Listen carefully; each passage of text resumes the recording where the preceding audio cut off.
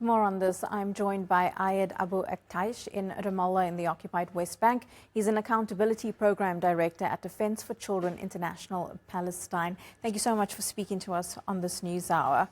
So the United Nations says access to safe water and sanitation is a human right. And I think the key word there is safe, because in a war zone like Gaza, safety is a luxury at this point. What are the knock-on effects of Palestinians not having that safety in order to access clean water and sanitation? I think that Palestinian children are deprived of all means of life because the Israeli authorities and occupation work in order to cut Gaza from all means of life. So they destroyed the water wells. They prevented food from reaching people in Gaza, among them children. The same when it comes to the fuel and medication. So I think that there's no safe environment for children in Gaza Strip in general. So it's not related just to the bombardment, shooting children, the air strikes.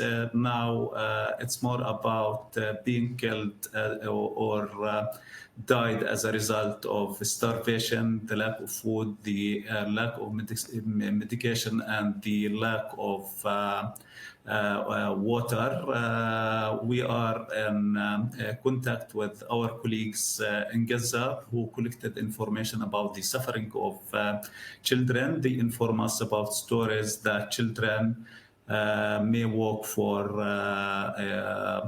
hundreds of meters or kilometer or more in order to get water. And now they are not speaking about safe drinking water. They are speaking about water in general because they are using regular water for drinking, cooking, and for everything. And there is a shortage of water everywhere in Gaza, and many places where there are water wells where people can collect some water from. It's under or in Israeli under the Israeli control. So the trip to fetch water is very dangerous for people in Gaza. The same when it comes to places where Gaza, a humanitarian foundation, distribute food. So the journey for water and the journey for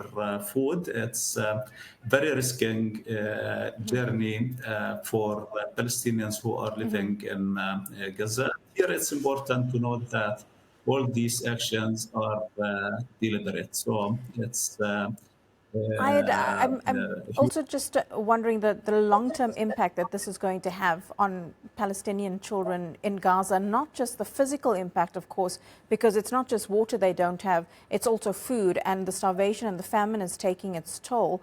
But for this generation and the next, this will surely have a mental and emotional impact as well.